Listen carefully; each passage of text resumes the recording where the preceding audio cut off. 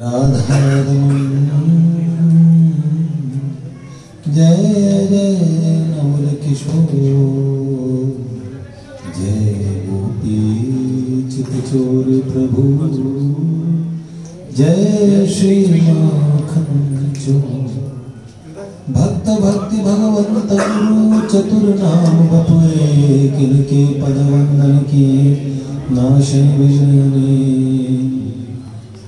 नारायणं नमस्कृत्यं नरं चैव नरोत्तमं, देवीं सरस्वतीं व्यासं ततो जयमुदीरये। श्री लाडली लाल की जय, परम पूज्य बाबूजी बाबा की जय, देवर्षि नारद जी महाराज की जय। जय जय श्री राधे, जय जय श्री राधे, जय जय श्री राधे।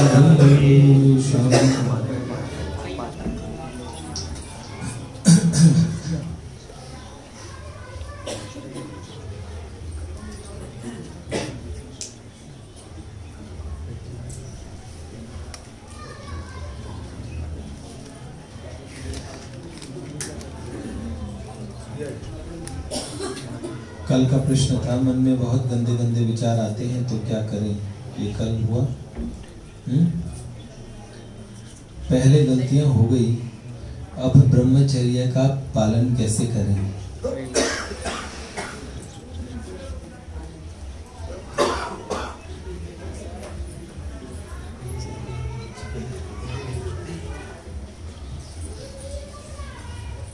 तीसरा प्रश्न है, जीवन का लक्ष्य अगर कुछ बनना चाहते हैं तो कुछ ही क्यों, सब कुछ क्यों नहीं। इस प्रश्न को मैं समझा नहीं।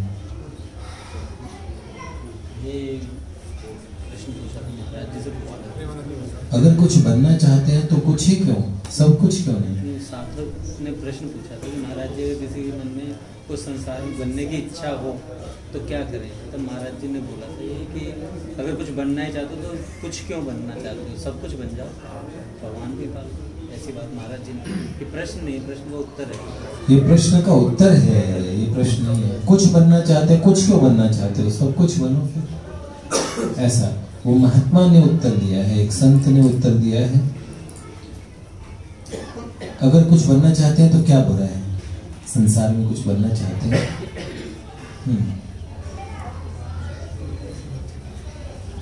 ये चौथा प्रश्न दूसरे से मिलता हुआ है। हम ब्रह्मचर्य में रहना तो चाहते हैं पर क्यों नहीं रह पा रहे।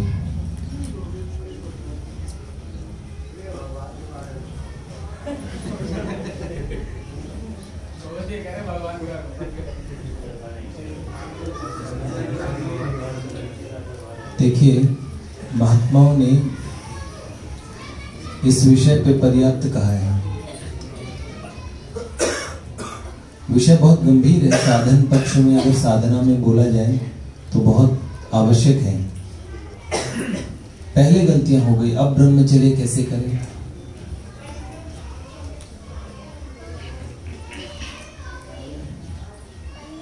देखिए, और इसमें 8वां प्रश्न भी ऐसा ही है, अपने आप को संसार के आकर्षण से कैसे बचाएं। और कल का प्रश्न भी, मन में गंदे गंदे विचार आते हैं तो क्या करें। ये सारे प्रश्न एक जैसे ही हैं। पहले गलतियां हो गई तो अगर गलतियां पहले की है तो फिर तो चिंता की कोई बात नहीं है। अगर गलतियां पहले ही हुई है तो फिर चिंता की बात नहीं है। गलतियां अब हो रही है तो चिंता की बात है। पास्ट को तो उसमें परिवर्तन भूतकाल में जाके करना असंभव है। गई सो गई अब राख रही को, जो गई सो गई, अब जो बची है वो रह जाए। देखो, भगवान भगवत गीता में सभी प्रश्नों का साधक के लिए उत्तर देते हैं कि अगर समस्याएं तो बहुत सारी हैं पर समाधान क्या है इसका। क्यों ऐसे विचार आते हैं। कल हमने कारण बताया कि आज के परिप्रेक्ष्य में कितने साधन हैं जो जिस दुर्विचारों की तरफ, गंदे विचारों की तरफ हम लोगों को ले जाते हैं। बहुत सारी चीजें हैं, बहुत सारे कारण हैं, लेकिन सबका जो समाधान है वो एक ही है। भगवान कहते हैं अपि चेत सुदुराचारो भजते माम अनन्य भाव साधुरेव समन्तव्य सम्यक व्यवसितो हि सः क्षिप्रम भवति धर्मात्मा शाश्वत शांतिं निगच्छति प्रतिजानीहि कौन्तेय न मे भक्त प्रणश्यति। प्रश्न मुझे ध्यान में ही नहीं था, तो उत्तर मैं एक सीक्वेंस में दे पाऊं मेरे सामर्थ्य में नहीं। ठाकुर जी जो इसका उत्तर दिलवा रहे हैं, मुझे इसके समीचीन उत्तर यही लगता है कि वास्तव में भगवान की जो दृष्टि है वो ये नहीं कि हम क्या हैं, वो इस पे रहती है कि हम क्या बनना चाहते हैं, हम क्या होना चाहते हैं। बात सही है, अपने ब्रह्मचर्य की रक्षा, अपनी संयम की रक्षा और हर कीमत पे करनी ही चाहिए, ये बात बिल्कुल श्रेष्ठ है। लेकिन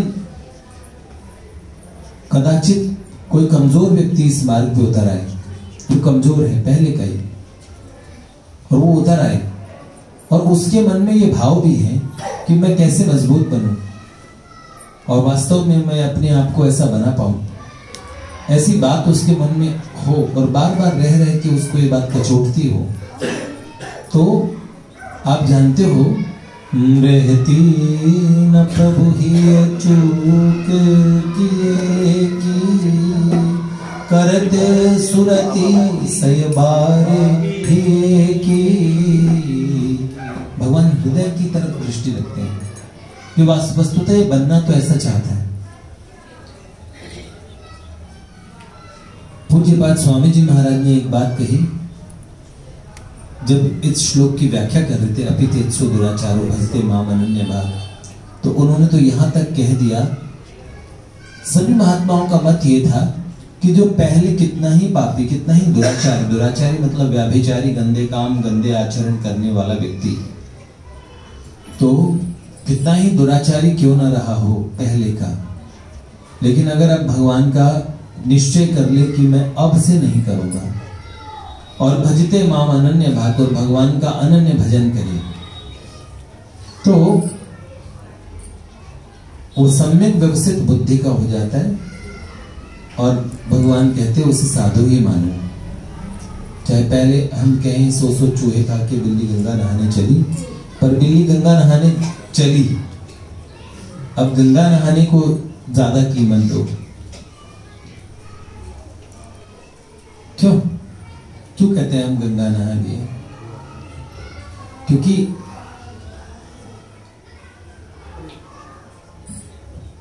जितना संसार भर के दोष हैं और दुराचरण में, उनमें इतना बल नहीं है जितना भगवत शरणागति का बल है। बहुत वास्तव में अनंत जन्मों के पाप भगवान के नाम के आभास मात्र से, नामाभास से भी जल जाते हैं। नाम का अगर समुचित तरीके से जप ना भी हो, है कोई भाव कुभाव अनख आलस हूँ, नाम जपत मंगल जिस रस विबस हो जा सुना नर कहि जन्म नानी प्रगतित अगदहि। विबस हो के, बुद्धि पकड़ के किसी से भगवान का नाम कहवा लो, विबस हो के जासु नाम नर कहई, इस जन्म के पाप नहीं, जन्म अनेक रचित अग दहहि, वो अग समाप्त हो जाते हैं। और फिर क्या, सादर सुमिरन जे नर करहि, सादर सुमिरन जे नर करहि, भवबारिधि को पद इव तरहि, भवबारिधि भोज इव तरहि। सादर सुमिरन जे नर करहि भवबारिधि। अब एक तो विवश होके कहना, तो इसमें बल किसका है? भगवत शरणागति का बल है। वस्तुतः पुराना पापी था ना, पहले पाप किए थे ना, पर अब नहीं करना चाहता। अब संकल्प लेके पवित्र जीवन जी के भगवान की अनन्य शरणागति लेके अगर भजन करें तो भगवान कहते क्षिप्रम भवति धर्मात्मा, बहुत जल्दी धर्मात्मा हो जाएगा। शाश्वत शांति निगच्छति, और परा शांति को, निज शांति को, अखंड शांति को प्राप्त कर जाएगा। और भगवान कहते हैं अर्जुन तुम प्रतिज्ञा करो न मैं भक्त प्रणश्यति, मेरे भक्त का पतन नहीं होता। ये बात ठीक है, ये बात ठीक है। पर पूज्य स्वामी जी महाराज ने इससे भी आगे बढ़ के बात कही। उन्होंने कहा अपि चेतसु दुराचारो। इसमें कहीं भगवान ने पास्ट टेंस के दुराचारी की बात नहीं कही है, सुदुराचारी वर्तमान का भी, अभी के बिगड़े एकदम सुधर के उनकी शरण में आए, ये बात नहीं, एकदम अभी वर्तमान में भी बिगड़े हुए हैं। लेकिन निश्चय कर ले कि ये जो बिगड़ापन है ये गलत है, ये गंदा है, ये खराब है। और परम सुख तो केवल भगवान के चरणों में ही है, परम उद्देश्य तो भगवान ही है। तो जीवन का उद्देश्य सिर्फ वो भगवान को ही बना ले, सम्यक व्यवस्थित बुद्धि हो जाए।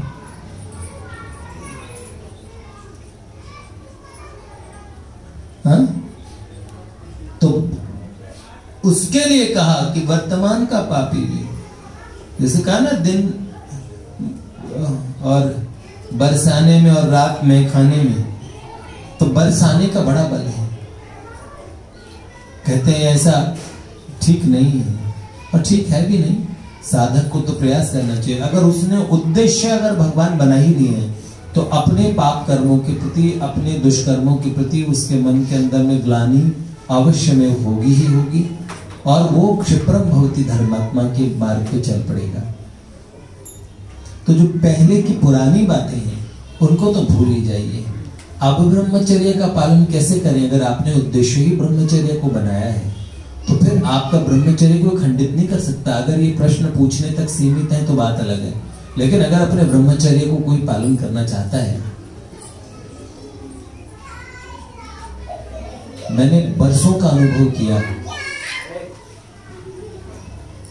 भगवान के सामने कह रहा हूं, वर्षों का अनुभव किया कि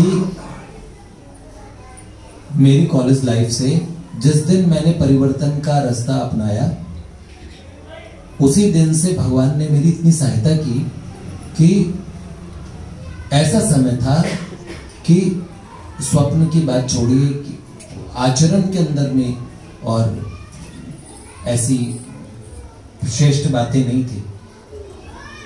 जब कॉलेज वगैरह में पढ़ते हैं तो सोच ही दूसरी थी, मेंटालिटी दूसरी थी, विचार भी दूसरे थे। लेकिन एक दिन के अंदर में ऐसे विचार बदल गए कि सपने के अंदर में भी खराब बात नहीं आई, स्वप्न में भी खराब बात नहीं आई, स्वप्न में भी ऐसी बात छोड़ दीजिए कि आचरण की खराब बात आदमी के मन में तो विचार चलते हैं, मन में भी विचार नहीं आए और सपने में भी नहीं आए।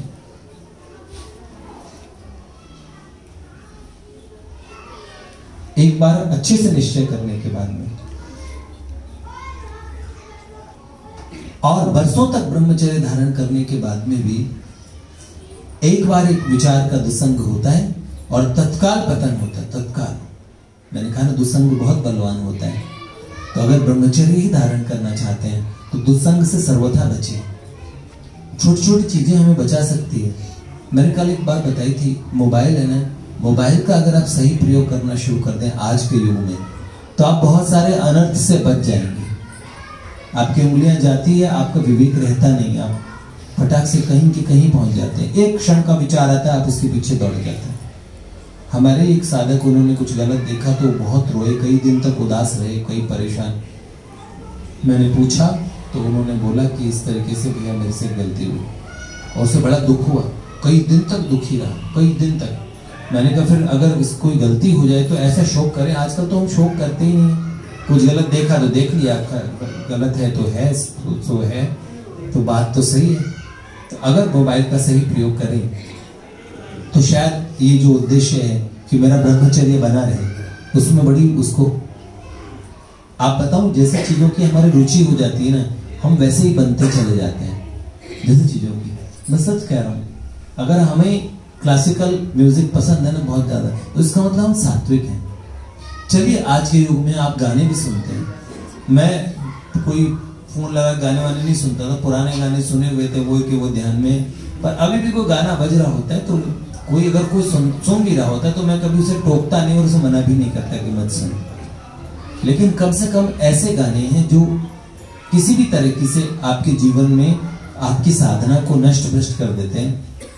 जैसे पंजाब को पंजाबी गानों ने खोया और नशे ने खोया। तो पंजाबी गानों में नशे की बात होती है, एक टोर की बात होती है, और एक साधक के अंदर मिथ्या अभिमान बढ़ाने वाले होते हैं, लड़कीबाजी की बात होती है। किसी भी तरीके से वो बातें, जब मैंने देखा साधक अपनी रिंगटोन अगर किसी भक्त को फोन करे, क्या बोलते उसे, डायल टोन बोलते, रिंगटोन,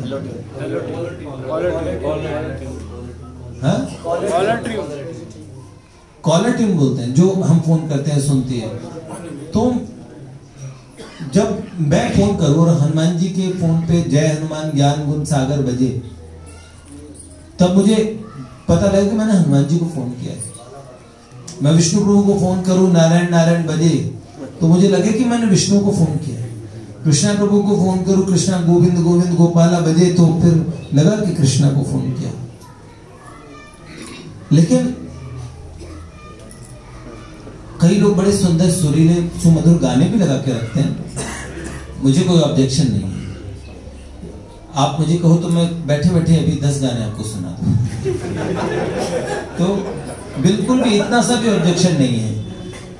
लेकिन मैं तो ये कह रहा हूं कि आपकी जो अनुरूप चीज जस्ती हो, आपके अनुरूप तो यही होगा कि जैसे नरसिंह को फोन मिलाता हूं तो ओम अघोरेभ्यो घोर घोर घोर मंत्र चल पड़ता है, अघोर मंत्र। तो लगा कि जिसको फोन मिलाया सही व्यक्ति को फोन मिलाया। लेकिन अगर बिल्कुल ये जो तड़क भड़क, देखो मैंने कहा हमारे बच्चे शादियों में डांस नहीं करते, ब्रह्मचर्य से गिराने वाली ये भी चीजें होती है, ये सभाएं, ये शादियां, ये सब इनमें जाने का चाव, ये सब तरीके से साधक की साधना को नष्ट करने वाला होता है। इसीलिए हम कहते हैं साधक हम लोग जाते हैं तो भाई ग्रुप में जाओ, किसी के विवाह में जाओ तो सब साधक साधक जाओ। उद्धव जी की सगाई हुई और बहुत सारे भक्त आए थे, बच्चे बच्चे जो भक्ति की शुरुआत की थी उन्होंने, सबने तिलक धारण किया हुआ था, सबके पास माला थी। पहले उन्होंने दबा के कीर्तन किया, हम आदमी, और फिर मेरे को ऋषिकेश जी कह रहे थे कि उसके बाद में जो हुआ कि दबा कीर्तन करने के बाद में फिर वो दबा के बल्ले बल्ले करके नाचे और वो सारे डीजे के गानों पे डांस कर रहे। इतने खराब गाने भी होते हैं आज के टाइम में कि वो हमारे नृत्य के योग्य ही नहीं होते। जो भगवान को समर्पित कर दिया गया नृत्य, मैं तो गिरधर के संग नाचूंगी नाचूंगी, मैं तो गिरधर आगे नाचूंगी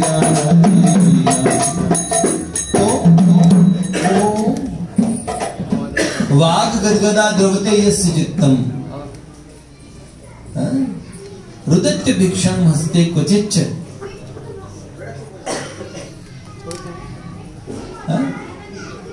विलज्ज उदगायन्ति नृत्यति च मद भक्ति युक्तो भुवनम पुनाति।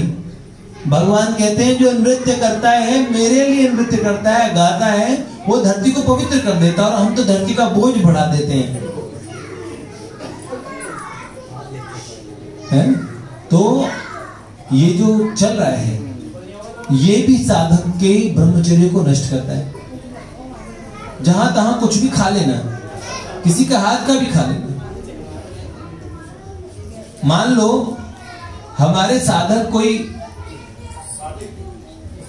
और खाने पीने की दुकान खोल ली तो इतना तो बेहतर है कि आपको कहीं भी बर्तन धो के या कोई इस तरीके से आपकी सात्विकता के अनुरूप आप देखो, आपको खाने को मिले ना मिले, लेकिन आपको वहां आपका ध्यान रखने वाले क्रमशः उनसे ज्यादा ध्यान रखेंगे, ठीक है। लेकिन फिर भी जो साधक एक नियम का पालन कर रहे हैं कि मैं खाने से भी आहार दोष जो है और मैं उसका पालन करना चाहता हूं, तो उसको कोई साधक भी बना रहा हो तो साधक स्वयं बनाए और वो बर्तन कौन से हैं और वो सब चीजें उसका ध्यान रख के अगर उसको बना के खिलाए तो खा लो, नहीं तो आहार शुद्ध हो सत्व शुद्ध, यही वाली बात है। वो आहार भी उतना अशुद्ध नहीं है लेकिन वो भी अशुद्ध ही है साधक के लिए। तो इसीलिए अब आज के युग में आप इतना पालन नहीं कर पाते और उस बात में है, लेकिन मैं तो फिर भी एक बात कह रहा हूं कि ऐसा भी होता है कई साधक तो मंदिर में भी जो प्रसाद बनता है और अगर बर्तन हमने बाहर के रख दिए तो उस प्रसाद को भी नहीं पाते हैं। फिर ठाकुर जी तो सब स्वीकार कर लेते हैं, हम कैसे पाए? नहीं खाते, नहीं पाते, ठीक है, वो अच्छी बात नहीं है। तो आहार जो कर रहे हैं वो भी आपके ब्रह्मचर्य की रक्षा करने वाला होता है। बेटा कार्तिक, बच्चों एक बार इन्हें थोड़ा शांत करो।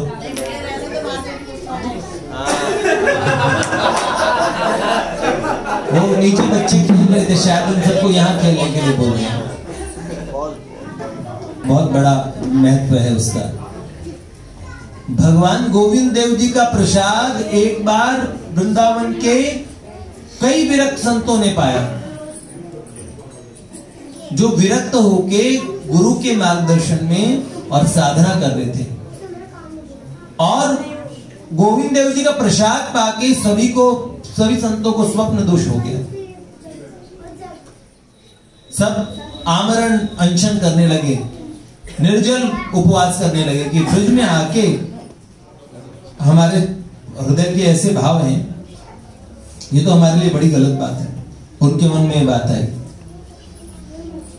लेकिन जैसे ही उपवास किया, श्री राधा रानी के आश्रय में थे श्री जी ने, और देखा कि देखो ये मेरे आश्रित जन हैं, इनका कोई दोष नहीं है। तो सबने ब्रज के एक सिद्ध महात्मा, शायद पूज्यपाद रामकृष्णदास बाबा जी का है कि कौन से संत थे, उनसे पूछा। उन महात्मा ने बताया कि आप लोग क्या पाते हैं? तो उन्होंने बोला हमने कुछ नहीं, उस दिन तो हमने गोविंद देव जी का प्रसाद पाया। तो उन्होंने बोला वो गोविंद देव जी का प्रसाद है, गोविंद देव जी पा सकते हैं। पता करवाया वो प्रसाद कहां से हुआ। तो उस प्रसाद को वो बंगाल की एक वैश्या ने, और भगवान के प्रेम में विभोर होके और अपनी संपत्ति सर्वस्व भगवान को दान करके उसने निश्चय किया कि मैं भजन करूं, और उसने वो प्रसाद करवाया था। पर प्रसाद उसके पैसों का था। हाँ, उसमें पूछा गया कि हम क्या करें, भगवान को प्रसाद न ले फिर? तो उन्होंने कहा ऐसे में क्या करना चाहिए, भगवत प्रसाद का आदर जरूर करना चाहिए, मस्तक से लगाएं, कण भर लेके उस प्रसाद को पाले, पर उसमें स्वाद बुद्धि न रखें, उसे भर पेट न पाए, उसे खाए न। तो प्रसाद को स्वीकार भी हो गया, गोविंद देव जी सब स्वीकार कर सकते हैं। और निर्मल हृदय साधकों के हृदय में ये चीजें ज्यादा प्रभावित करती है। आपको बाहर की चीज खाई हुई ज्यादा असर करेगी आप लोगों को, क्योंकि आप साधना कर रहे हैं ना। आप लोगों को बाहर की चीजें ज्यादा जल्दी दूषित करेगी, बाहर का दृश्य आपको ज्यादा प्रभावित करेगा औरों के मुकाबले में। जो लोग रोज देखते हैं ना, उनके लिए कोई नई बात नहीं है, पर आपका चित्त बहुत जल्दी, क्योंकि वो चित्त निर्मल हो रहा है। साफ पानी के अंदर गंदगी साफ साफ दिख जाएगी, तुम गंदले पानी के अंदर कितना गंदा और डाल दो, क्या पता लगेगा कितना गंदा और गया। तो इसीलिए बहुत आवश्यक है, बहुत से नियम। अब अगर ब्रह्मचर्य का पालन ही करना चाहते हैं तो उन सब बातों का भी ध्यान रखें, मैं अपने आहार का भी ध्यान रखें, इस सब बातों का ध्यान रखें। कई साधक मीठा नहीं खाते हैं कि मीठे से दोष बढ़ जाएंगे। हम तो कह रहे हैं कि भगवान को अर्पित करके शुद्ध सात्विक प्रसाद पाएं, जो पाएं भगवत अर्पित करके पाएं। भगवान को अर्पण करने के बाद ये दृढ़ भावना करें कि भगवान ने स्वीकार कर लिया, इससे मुझे आहार दोष लगेगा ही नहीं। ये तो भगवत प्रसाद है। भगवत प्रसाद का आदर करके, और अगर आप पाएंगे भगवत प्रसाद की जैसी महिमा है वैसा मान के पाएंगे तो आपको सर्वथा दोष नहीं लगेगा बिल्कुल भी, और आपका अंतःकरण क्रमशः पवित्र होगा और बहुत सारी बातें आएंगी। तो मुझे लगता है अगर इन सबका पालन करना चाहते हैं तो आज के युग में थोड़ा विशेष सावधान होके आप लोगों को चलना पड़ेगा, ये बात है। जय जय श्री राधे, श्री लाडली लाल की जय।